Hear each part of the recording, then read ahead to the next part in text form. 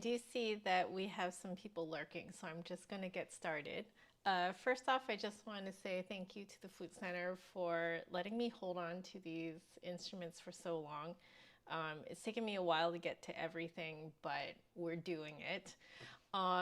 Today we're going to be looking at the Ignite Piccolo.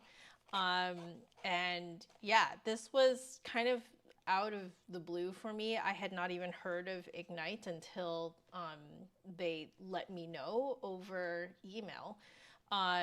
So yeah, we're gonna be looking at that. But while I get my ring off, because I need to switch it to my silicone ring to do this, yeah, I realize that today's stream is a little bit late in the day. I'm going to be completely real with you guys. My headspace has not been in a good place for a while now, and it looks like for a while yet. It's going to be pretty rough. I'll let you guys know what's going on later once everything is resolved, but just putting it out there that I'm not doing great. I'm not even going to sugarcoat it. I'm not doing great, and I'm not going to, pretend that I'm doing okay. Physically, I'm fine though. I guess technically it is a physical matter, but I'm actually okay right now. So you don't have to worry that I'm like dying or anything. Nothing like that is happening. But yeah. So I recognize that I'm the type of person that takes me a while to sort of get my brain into gear if I want to get stuff done. So I end up becoming a little bit more of a night owl. So yeah, when things are stressful, I tend to not actually feel myself until it gets dark. Is that weird? Does that make me a vampire? Maybe. But that's why I'm starting this stream so late. We're only looking at one instrument today, so it's not going to take too long.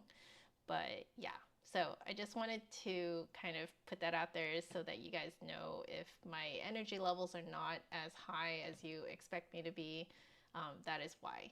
So, but yeah, no worries. I will explain in the future once everything is resolved what has been going on. Not really as any sort of like I'm not going to try to justify myself or defend myself or anything. I just think that it's humanizing, it's like I want you guys to know that I'm a real person and that I go through real things. And we're not different from each other. We're all really kind of going through this thing called life together. So yeah, I just wanted to, I think like in the future after we have resolved this, I just want to make it so that, at least you guys in my corner of the internet can feel like, yeah, life still happens even when you're trying to do fun stuff like the flute. So yeah, anyway, that's kind of my bit of a somber introduction there. But hello, Noelle. Hello, Sir Chestnut. Hello. Oh, Melanie, you changed your username. Got it. And Out of Sight, hello. Thank you. I really appreciate you guys being okay with me not sugarcoating my current state of mind. Hey, Double Dog, how are you doing? But yeah, it sucks. It sucks right now. But I know that it's kind of, you have to sort of strike a balance between like letting yourself feel what you need to feel, but also like you kind of have to also like distract yourself too. So I'm gonna be completely real with you guys. This is me distracting myself and just trying to like keep that part of myself alive that is just like innocent and just wants to be a nerd. So thank you, Mel. Okay, shall we do this? I changed some of the settings on my second camera, so hopefully it's a little bit brighter and you guys can kind of see what's going on. I'm not as well versed with these cameras as I really ought to be. You know, I've had these cameras for a long time now, and I still haven't really, you know, used them to their full potential. So, but I think I have gotten it now where you guys can see it better. Yeah, it's brighter now. It's brighter without it, like, what's the word? Like being too bright either. So it looks like I have finally found the setting that I needed. Um, so yay! Okay, so I'm just gonna take um, the case cover and put it onto the side. It has kind of your typical, you know, cleaning rod. It looks like this is I think this is a microfiber polishing cloth for the outside. Let's see if there's anything in here. No. Yeah. So it's a very typical case. So we're just going to put that off to the side, and then we're going to take a look at the actual Piccolo itself. So I'm going to rattle off the specs, which you guys should be able to find in the description below. So let me actually go and copy that.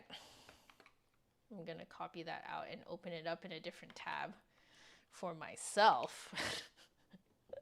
Okay, so this is the Ignite Piccolo 1 SP. Let's see. So this is a brand new from 2025. I was supposed to review this at the end of the year in 2025, but I was really sick, so that's why we're doing it now. Brand new 2025 Ignite Piccolo, designed to be affordable, easy to play, and durable. The Ignite Piccolo offers a dark, warm, penetrating sound and is suitable for any band room. Okay, so we are looking for something that has really good projection. It looks like it, especially with this kind of like, you can see this is sort of wave style head joint with the carved lip plate. Makes it easier for flutists to play. I find that this combo I really like, because I found out that I am actually more so a flute player than a piccolo player. In general, if you are sort of a piccolo main, is what I would call you, you may not enjoy this type of cut, but this is really good as sort of like an introduction to piccolo. And it is actually only 700 USD. That is very low priced. Like, especially for everything that you see here, very, very low priced. So the features are exclusive polymer blend composite head joint with profiled lip plate and composite body. So we have composite for both. Silver plated mechanism, conical bore, stainless steel springs, traditional double bladder pads. I have no idea what that means. If you guys are, I mean, they look to me like pretty typical piccolo pads. Like very good quality too.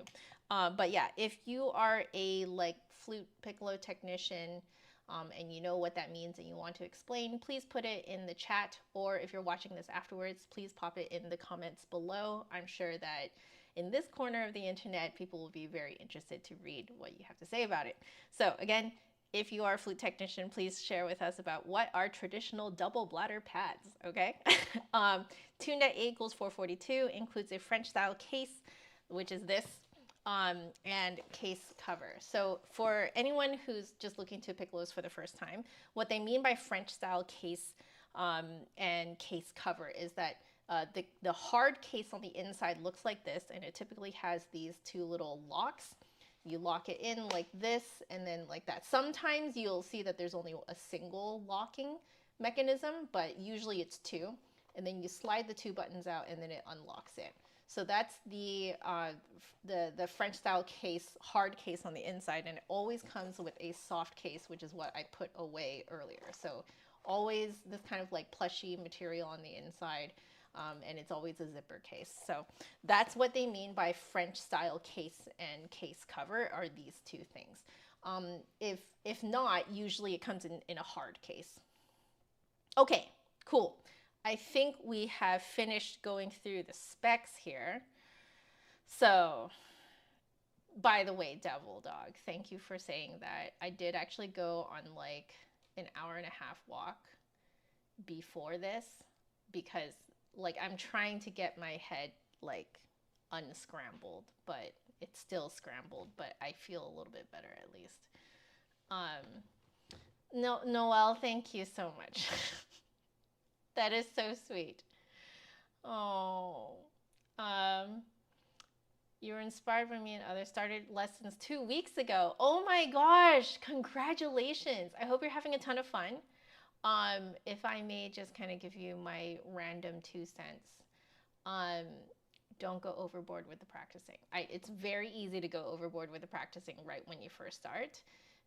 You want to stay consistent. So it's about the, essentially it's the quality and the consistency of your practice sessions rather than the quantity. All right, so come back to the flute every day, 20 minutes.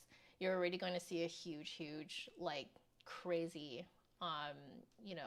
skill increase, but without wearing yourself down. All right, and give yourself a break every now and then. So, yeah. Double Dog, you were also asking what's a good starter flute. So I'm actually curious about the Ignite flute, so I hope that I will be reviewing that someday. I believe that one is going for, if I'm not mistaken, I think it's going for 1,000. I think, but actually let me just look that up really quickly so I'm not spreading misinformation. So give me a sec, guys. I'm just gonna look it up. Ignite. Yeah, I was right. It's like $5 under 1,000. So it's going for $995, which is very, it's quite affordable. But I would say it's on kind of the higher end of beginner, but I do highly recommend starting with higher end of beginner because you end up usually at that price point. The mechanism is a little bit more even, and like the sound is usually a little bit more refined than if you were to look for flutes that are in more the $500 range. The $500 range is when you kind of get into, like, at least in my experience of them, the mechanism is not the most reliable. It works, but it's just not as like smooth, if that makes sense. But it works and it won't break. But like, or if you're knocking it around, then yeah, sure, it'll break. But like, it's a little bit more of a refined experience if you start kind of like more around the $1,000 range for a beginner flute. I know that's a huge sticker shock for most people going into this, especially as a hobby. It's like, holy cow, what do you mean I have to spend $1,000 right from the get-go? So I totally understand that, which is why I always tell people to start renting your instrument first, because you can spend like 2-3 months only paying, I don't know, it depends on cost of living in your area, but anywhere from 20 to 50 bucks. 50 bucks is really on the high end though. So, but it's like more like 20 to 40 bucks ish, depending on where you are, a month. And then that way you can kind of like feel out if you even want to continue doing this long term, So anyway, what else from you guys? Sir Chestnut, you picked up your flute from COA today. Yay! Let us know how it feels. Leo, hello. You've been watching me for 7 years and you like my skill advice? Thank you. That's so sweet. Yeah. Noelle, I'm right, right? Yeah. I think a lot of us, when we start something, especially when we start a new hobby in our adult years, we tend to overdo it right from the beginning. So like my big thing, it sounds so weird, like telling someone who's just starting on a hobby to reel it back in, but you can really burn yourself out. So there you go. Exactly as Devil says. You get what you pay for. You want good quality, invest a little bit. Exactly. But, I totally get not wanting to like completely like jump right in right from the get-go, $1,000. Totally get that. So that's why I'm like, just rent a flute from your like local shop for like 2-3 months and decide if this is something that you want to keep doing. Then invest the $1,000. Okay. So, lovely, lovely. I'm just going to see if I notice anything interesting about this. it feels like wood, interestingly enough. It doesn't really have a plasticky feel to it. That's really impressive, I have to say.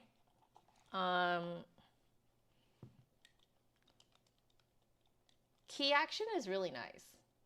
This is quite nice. Yeah. For $700, I'm very impressed. Like, I wouldn't say that this feels like a professional piccolo, but for $700, I'm like, I feel like I would have immediately bought this back when I made that video a while ago where I was looking for a piccolo sub $1,000, and I just needed a piccolo that worked and just have it kind of be in my back pocket, essentially, just in case I needed it. This would have fit the bill immediately. Okay, let's give this a go. So I'm going to switch back to this. Give this a go. We're going to pop off the little cap on the neck area. You guys can see the little cork. These days, it's very common for the cork to only be halfway down the barrel. Is this called the barrel? Flute technicians can weigh in. Hey, Mason, how are you? Hello, hello. Oh, yeah. I think this is actually what I was looking for all those years ago when I was looking for a backup piccolo. It's a super old video, guys. Super old video. I was in my old place, in a tiny little room, 9.5 by 11 feet room that had half of it was taken up by my twin-sized bed and bookshelves. It's actually these bookshelves, with a desk slammed next to the bed. Oh, it was a tiny room. And I was, I did find that I needed a piccolo at that time, so I decided to just kind of like try out a bunch of piccolos from the Flute Center. They did not have this at that point. I feel like this is actually what I was looking for at that point, but it just hadn't come out yet. So this is why I always tell people when you go flute shopping, piccolo shopping, et cetera, et cetera, et cetera, it's just instrument shopping. If you don't find something that fits you, it might just not be out yet. So there's really, you don't have to suffer from FOMO, okay? Fear of missing out, all right? There's no FOMO, okay? The longer you wait, the more the technology is going to advance, and then they'll come out with things like this. So, wow. This is reminding me, like feeling-wise, this is reminding me a lot of the Trevor James 5X, I believe. Because that one was my backup piccolo for a while, until I upgraded that to the Grenadilla, to the Trevor James Grenadilla. And then I sold that one to one of my students. So, okay, we're going to give this a go. I think I do, let's see, are my earplugs in here? I think they are. Yeah, perfect. Okay, so I got my earplugs in here. But I do kind of want to hear the lower end with both of my ears open. But let's give this like a whirl. We're just going to noodle around and see what happens.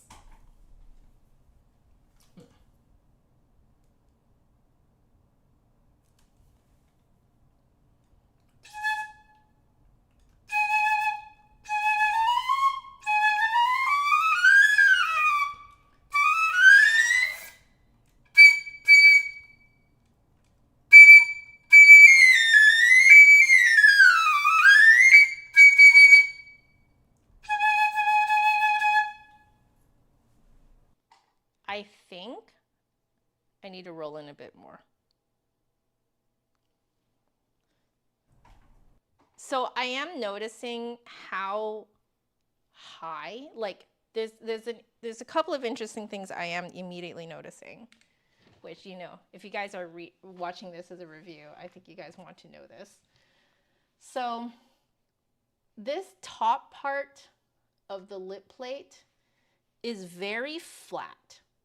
And I just feel like that is not something I usually notice. It's very flat up on the top here. And then there is a, I think you guys can maybe see, I'm sorry, it has my spit all over it already, but you see this little ridge here, the wave style ridge, essentially. It's quite a sharp drop off. It's not completely vertical because there's still more of the tube it has to go around, but it is quite the sharp drop off, and it's very flat right here.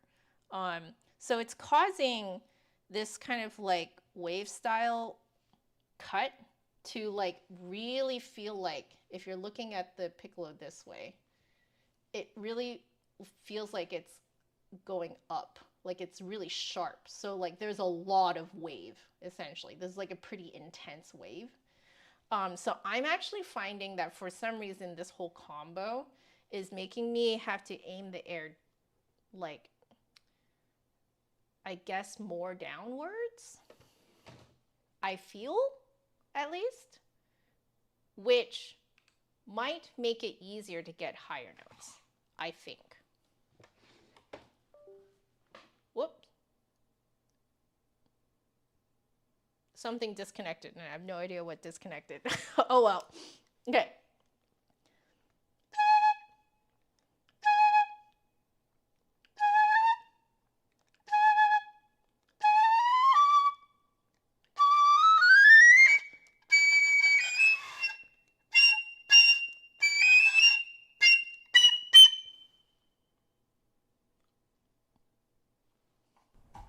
I used the wrong microphone.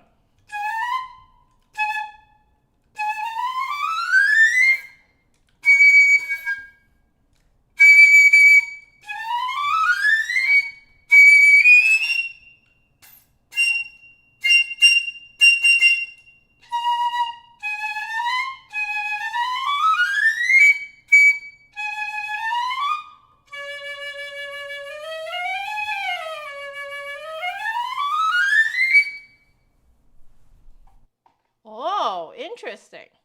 Okay. So I personally haven't noticed this so much on other piccolos.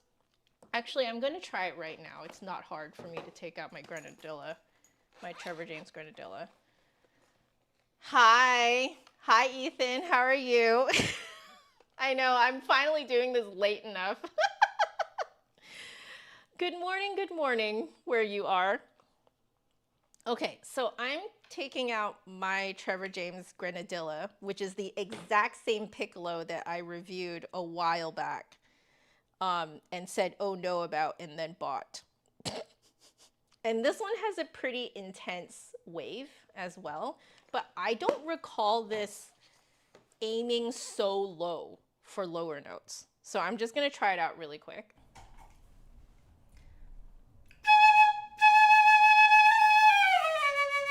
Yeah.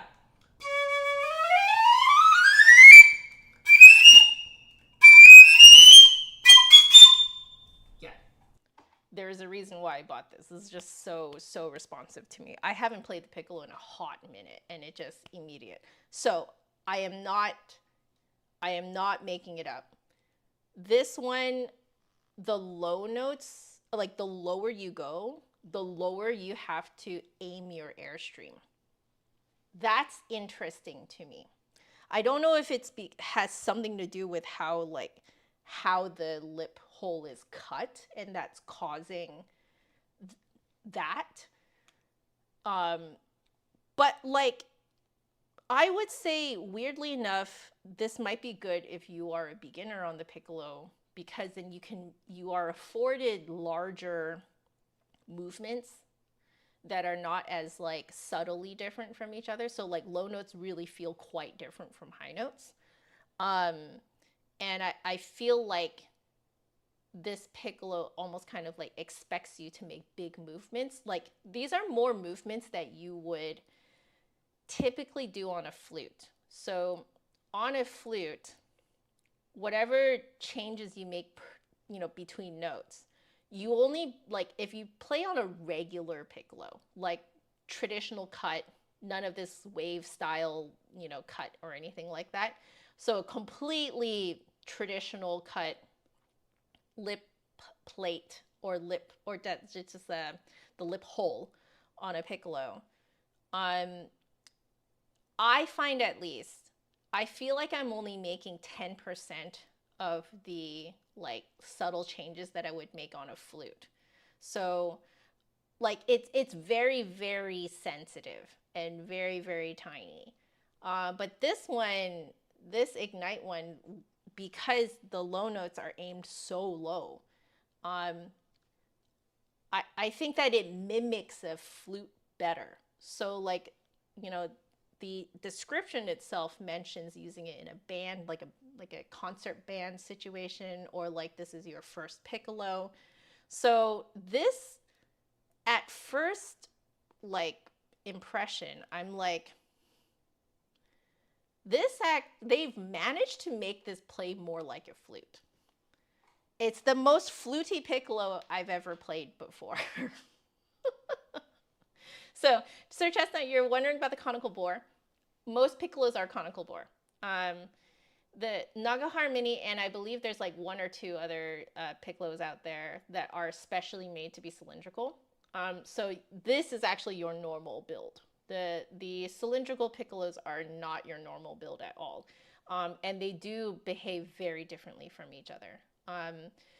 I would almost go as far to say that I actually feel that my Trevor James Grenadilla and my Nagahara Mini feel like two completely different instruments. Like they're not even the same brand of they're not the same auxiliary instrument. Like the way that they play, you know. Like I would say that the Nagahara Mini almost feels like actually a mini flute, which is what it was designed to be. It was designed to be a mini flute. So it almost feels like what you would imagine like an alto piccolo to be, you know. You play it in that manner, essentially.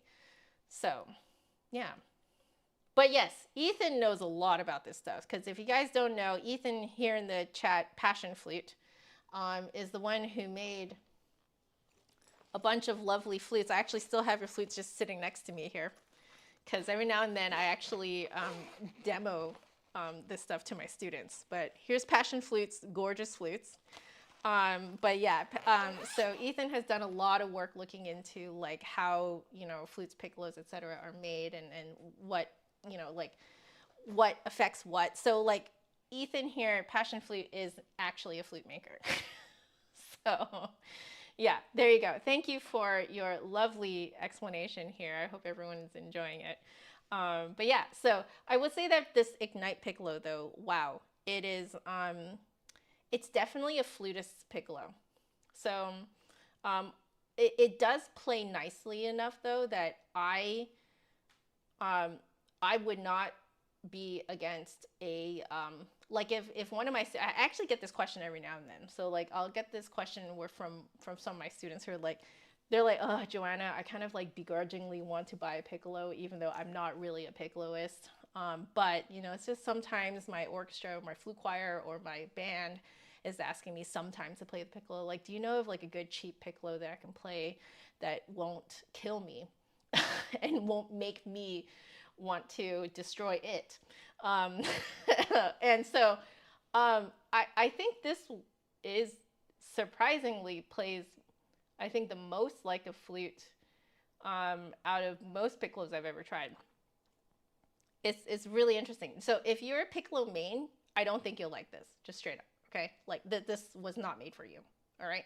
But, you know, if you're looking for just kind of like a backup piccolo that works, that plays more like a flute, can handle bigger changes, I think you'll like how this plays. But yeah, you do have to aim quite low for low notes, and then higher notes have that kind of expected, like, oh, you have to kind of like raise the angle of the airstream. So, okay, I'm gonna try out my like harmonics and stuff like that, and see how this goes.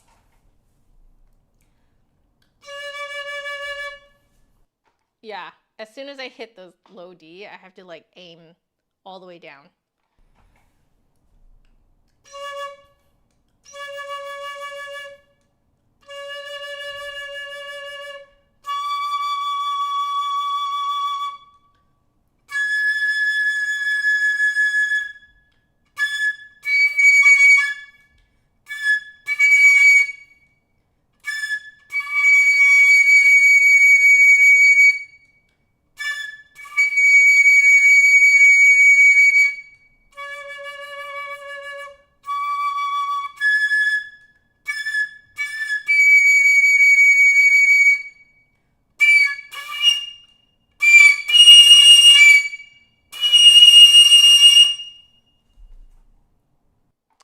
Okay. I think I know why I have to aim down. So it's time to draw. Let's draw. Here we go. So, just so you guys know, this Piccolo that's up here is my Trevor James Grenadilla, and the one on the bottom is the Ignite composite. So this one, to be fair, is Grenadilla wood. This one is composite. But anyway, oh, this is so interesting. Okay, so if we're starting low,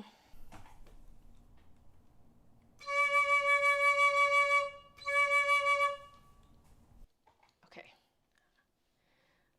low D legitimately is here, which is like not where you think it should be. So, but I think that's why. I feel like, because if you're going to like aim your air coming out from the back of your mouth up here, naturally it's going to bounce down at a sharper angle. All right. So, and then I notice that as we go higher, it's actually moving backwards into the mouth, which to me is very reminiscent of kind of like older band flutes, like older like beginner model flutes. So we're talking like my Yamaha 225 SII from when I was a kid. So I was a kid in the 90s, okay? And that flute worked like that, where like the higher you played, the more you kind of had to like shoot your air to like a little air pocket further back in the mouth, but along the roof of the mouth. So if we continue backwards.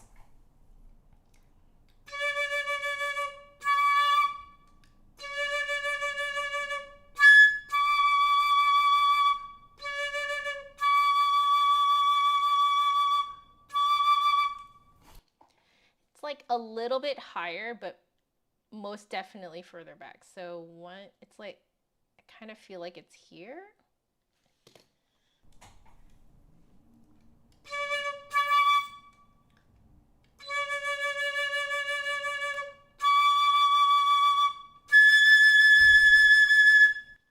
Okay, so this one is easy for me to get because it's like right, oops, that is too close of a color. So we're going D, D, A. So this one's very easy for me to get because I can actually feel it against the top of my front teeth. And for me, it is always easier for me to control the tone and sort of like get that really nice like core integrity of the sound going if I can feel it against the physical part of my mouth. So that's why that one just pops right out for me.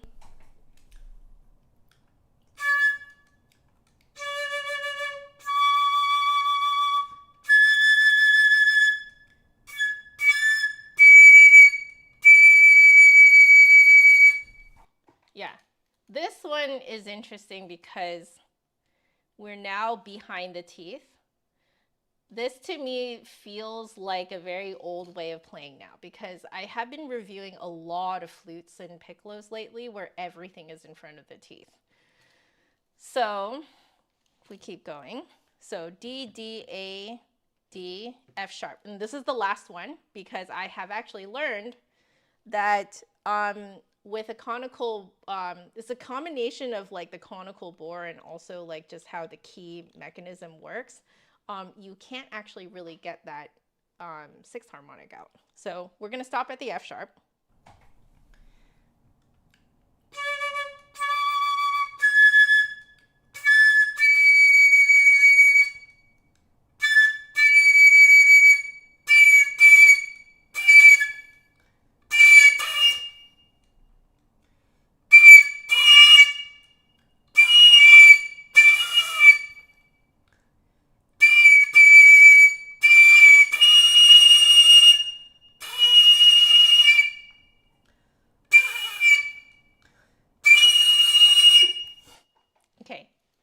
Sorry about that.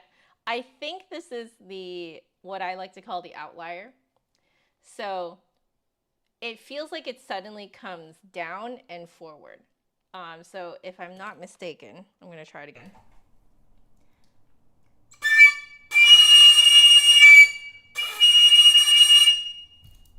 Yeah, I'm not mistaken. I have to aim down here. So down and forward. So this is particularly interesting because this note that we're getting here is an F sharp. So usually that means, for me at least, that the notes around like F sharp, G, G sharp tend to be around this area. If that is your kind of outlier area. So I'm going to expect that very high notes might be somewhere like around here, like very high, very, very high notes. We're talking maybe A and above, but unsure. So I'm now going to just kind of like mess around. I'm going to go really high. So, if you guys need to adjust the volume, please do. I'm going to test to see if it's what I think it is. But in particular, what I thought was very interesting about this was that usually on a lot of piccolos, some of the stubborn notes that don't really want to come out tend to be F sharp, G, G sharp. And it's interesting that those three notes look like they're kind of placed in an area that's easier to reach. I think that's why they might be actually a little bit more responsive. So in any case, let's give this a go.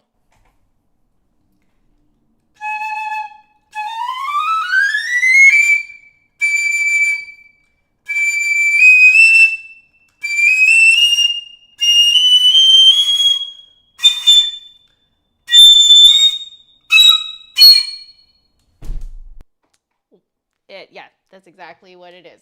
So I'm gonna put it up here for you. Ooh, ooh, ooh. Ah! Is there a control Y?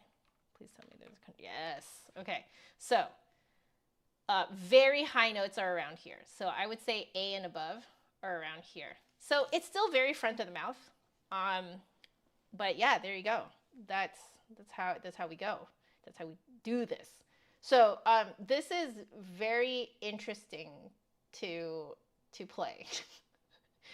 I think it's the placement of these air bubbles that force you to have to angle the air downwards for lower, like really low notes. And then as you go higher, you can see that, when your air like hits this one, in order to reach the hole, in order to reach the lip hole, which is like here, right?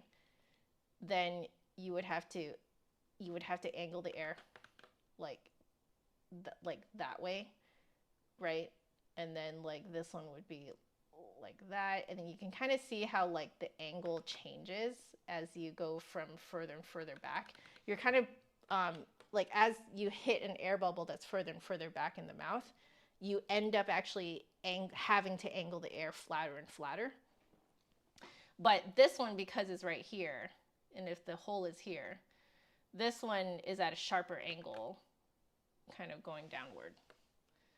So I hope that makes sense to you guys, why it feels that way. So interesting. Okay.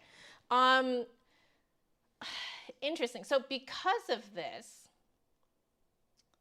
I think that the tonguing is going to be very kind of like under the top teeth until you get into the highest notes. And in the highest notes that are like A and above, then you got to start tonguing kind of behind, like where your teeth meets the gums. But I'm just going to try that out right now.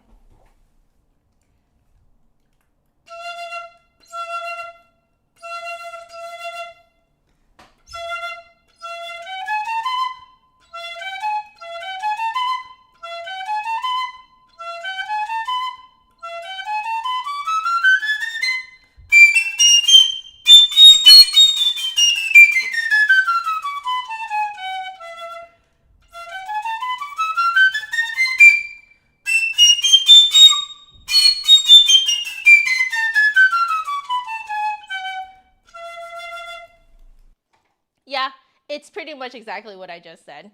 So, however, what I am finding is that it is really difficult to lighten up the tongue on the lowest notes because I have to tongue like kind of like at the tip of my top front teeth, but not have my tongue go so low that I hit the lower teeth, which is really hard to get that. And so I don't know, maybe my tongue is just fat, but like I find that I have to really just kind of like do a very, very light tongue, mostly against the teeth here. But the very highest notes I am tonguing around here. Okay. We'll do double tonguing.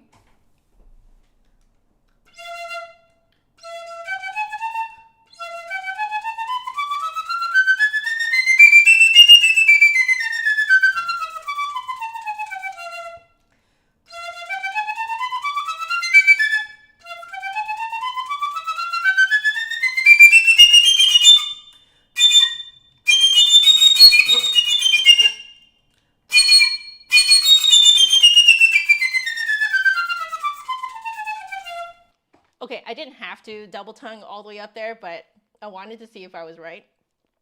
And I was. So, at least I noticed,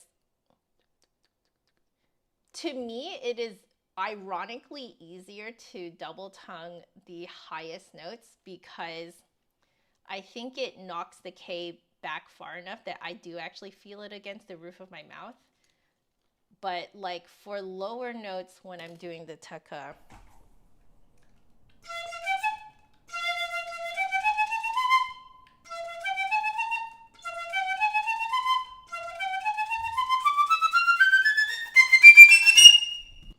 okay, so I'm visualizing that the ka is as far forward, but it's still on the roof of my mouth. So like,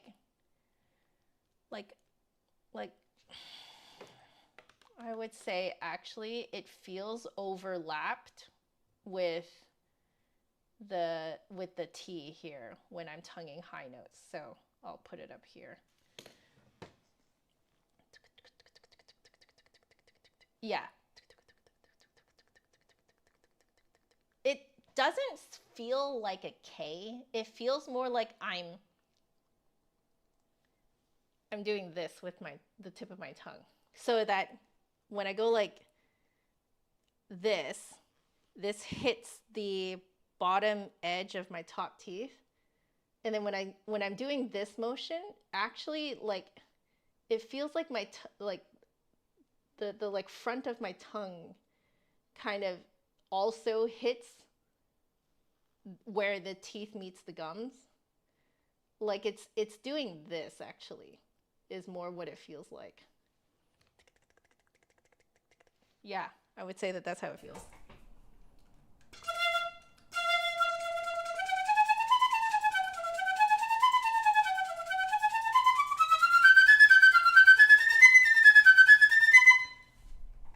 It's so weird. I kind of have to like really put myself in that state of mind to do more of like this kind of double tonguing rather than a true like ta ka ta ka ta ka ta ka. It's just the tip of the tongue kind of flapping. It's interesting. Yeah. I think if I'm not thinking about it, I will actually slip right out of it. Anyway. Oh, hi, Mel's mom. Yes. Throwback to the COVID hangout days. John, you're wondering if I prefer wood piccolos over metal ones. I prefer wood. It's a little warmer, and it also has more of that kind of earthy, woodsy kind of edge to the sound, which I really like. So Mel, you're asking, how do I feel everything where it's sitting in the mouth? You can't feel it. I'm going to be real with you. I have had this conversation with several of my students, and they like to tell me, so some of them tell me they know exactly what I'm feeling. But then others tell me that they can't feel a single thing. And I have slowly realized that I don't actually think everyone interprets what they're feeling in their mouth the same way. I know that is kind of a non-answer, but that is what I've noticed thus far. So usually what I end up doing for people who can't feel what's happening inside of their mouths, I usually end up giving them like vowels that kind of match their native language, accent, etc. So it will cause them to make the shape inside of their mouth that their flute wants, right? So that's why I think the use of vowels works really well on a lot of people, but actually not everyone. So not everyone actually really likes using vowels to kind of like change the shape inside of their mouth to play the flute. Some people just get really, really confused. So I find that like there's at least two camps of feeling what's in your mouth. One is more literal, like me, where I can actually feel and sort of like pinpoint exactly what I'm doing inside of my mouth and where and when.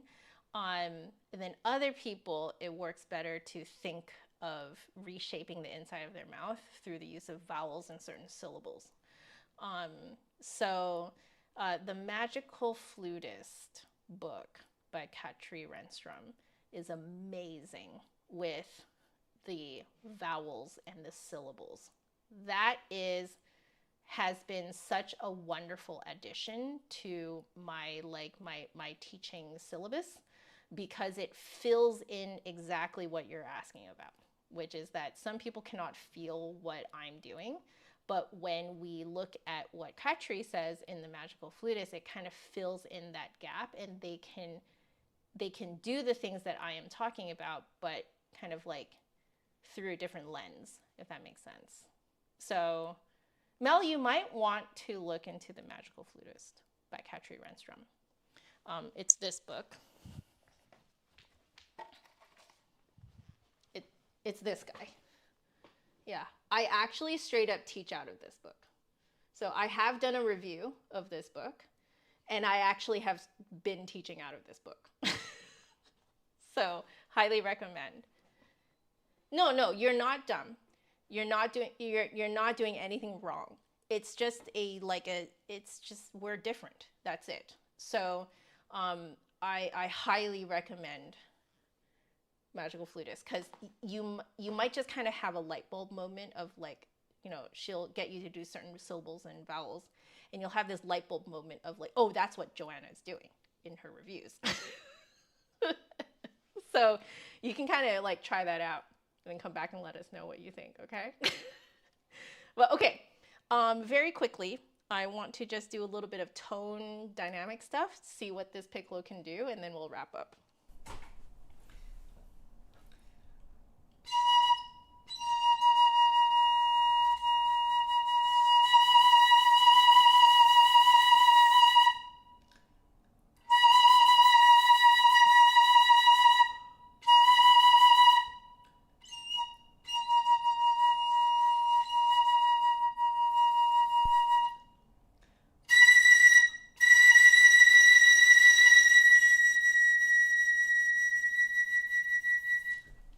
I'm very impressed with how quiet this thing can stay, and it's very easy to keep it there. So very simple in terms of dynamics, as is the case for most flutes and piccolos and other auxiliary instruments.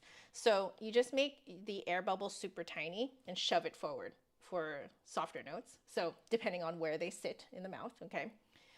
Make it small, shove it forward. If it is loud, make the air bubble, the air pocket, super big and shove it back a bit. It's going to cause you to use your lower lip to kind of like help shove it forward. By the way, when you're doing the piano parts, so that's why you might see my lower lip kind of come out a bit. Let's try out tone color.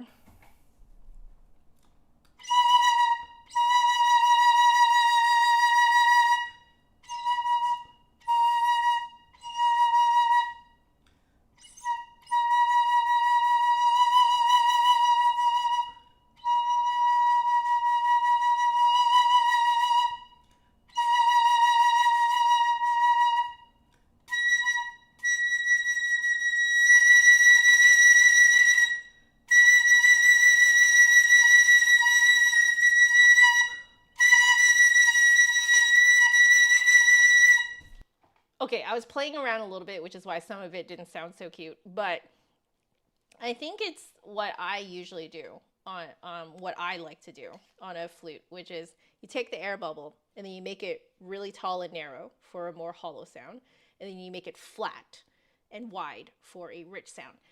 The caveat here is because it is so high in the mouth, you feel like you're doing nothing in the bottom half of your mouth. So you have to just kind of leave sort of like a neutral space down there.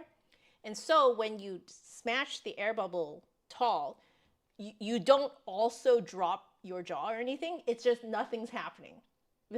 Everything's up here. So when I think of a tall, kind of like a thinner air bubble, but because it's all in the top half of the mouth, I kind of feel like I'm going in order to sort of lift it. And then I feel like I'm kind of flattening like that just on the top for, to make it rich. I just thought of the fact that this piccolo might actually work so well for flutists who have an overbite, because as you can see, nothing happens in the bottom half of the mouth, which means that it doesn't matter where your jaw is. It doesn't matter that your jaw is tucked further back in. Like this, I think you could control this piccolo really, really easily. In general, people with overbites tend to control piccolos already very easily because piccolos tend to play very high in the mouth. But just looking at this, I'm realizing, like just kind of looking at my little drawing here, I'm realizing this actually seems to be a really good fit for people with overbites. Hi, Michael. How are you doing?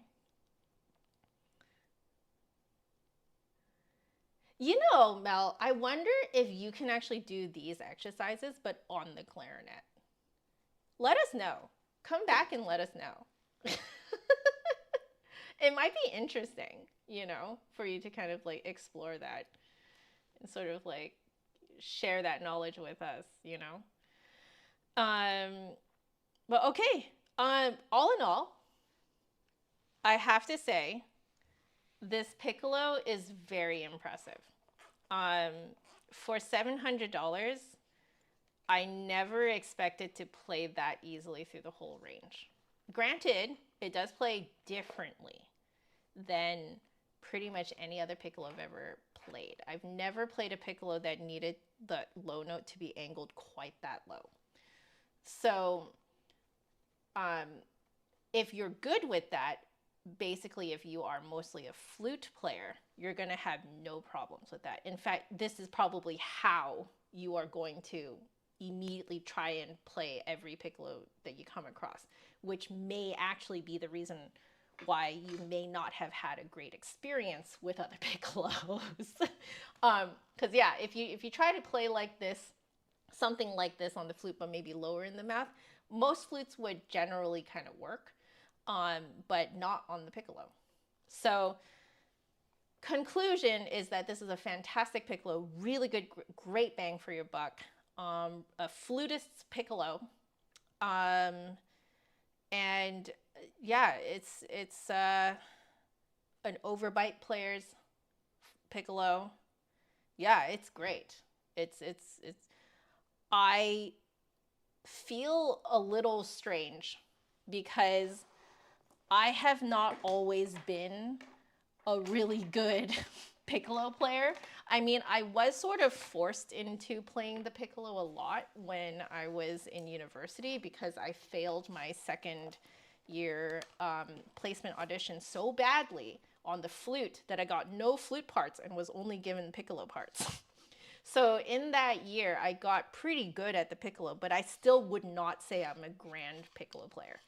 I always felt like there was something about the piccolo that just did not match my mouth. It just did not match my mouth, did not match the way my tongue wanted to work. It just didn't match anything in my mouth really well. And so I struggled on the piccolo while watching like my teacher and my friends pick up my piccolo and play no problem. And then I would be the one struggling like, what the heck is wrong with me? But the reason why I say I feel a tiny bit bad right now is because I kind of feel like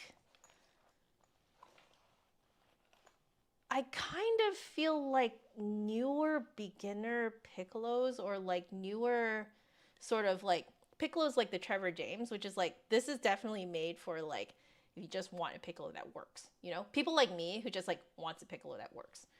And like, now I'm kind of like, I think piccolos are more and more so now being designed for a flutist in mind.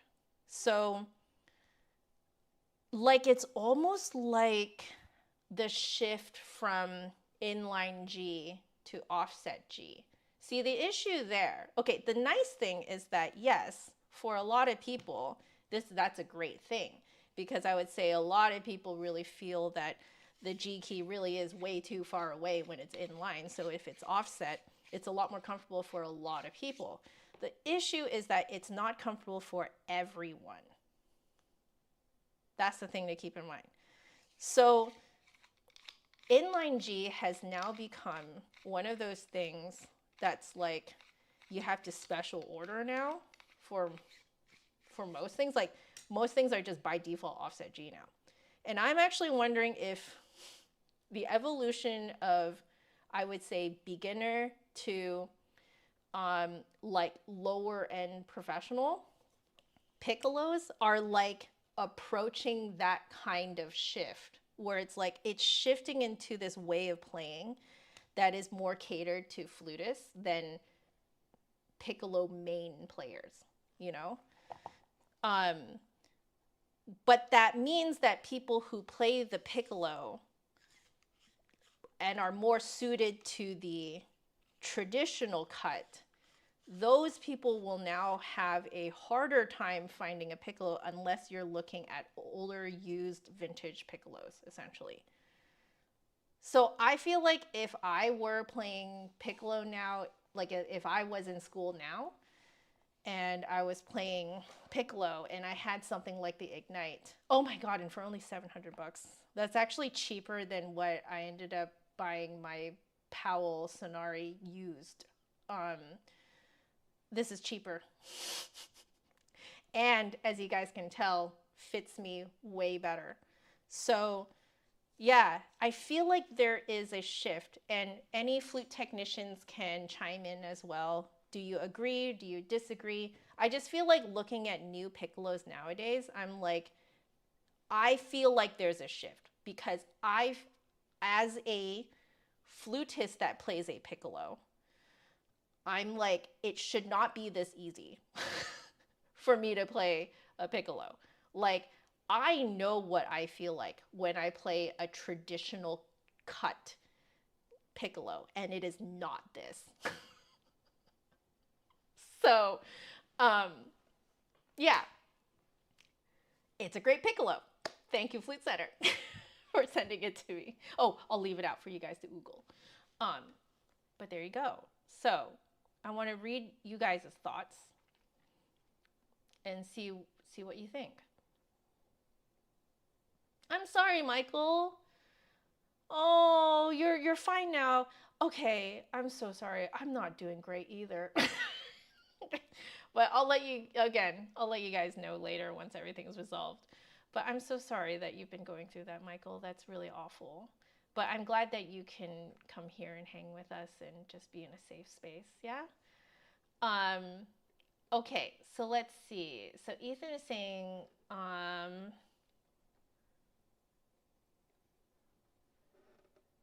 let's see. So Nagahara Mini is fascinating. It's a cylinder, but not as bright as you would expect from a cylindrical piccolo. Interesting. They did some magic with its bore and tone hole placement, as you understand. Ah, that's why it's so like lovely and mellow, you know? Oh, okay, okay. Edgar, hello. I love your username, Edgar Allan Ho. That is beautiful. Okay, coming from an English lit minor. Beautiful. Beautiful username. Oh, Olympic Daisy, it's you. Well, Olympic Daisy, I have to say, masterful, masterful username pick. Glorious, wonderful. Honestly, you can keep it. I love it. But Olympic Daisy, how are you doing? I'm about to sign off. I hope you guys don't mind. But yeah, I do feel better after streaming. But my God, it took me a long time to get my head in the right headspace for this. Oh, Michael, you and me both. Everyone here just going through life, escaping life by reviewing flutes. Isn't that right, everyone? Okay, so I'm going to sign off. All right, you guys know what to do. All right, take care of yourselves because there is no music without the musician. All right, and I am saying that as a person who is going through it right now. So, again, thank you very much, Flute Center, for sending this gorgeous piccolo for me to review. I am very, very thrilled with this and excited that this is now available for flutists who need a piccolo. So, love you all very much. Stay happy, healthy, and safe to the best of your ability. I know this is not always within your control, okay? But I love you all very much, and I will see you guys in the next review. Laters, guys. Bye.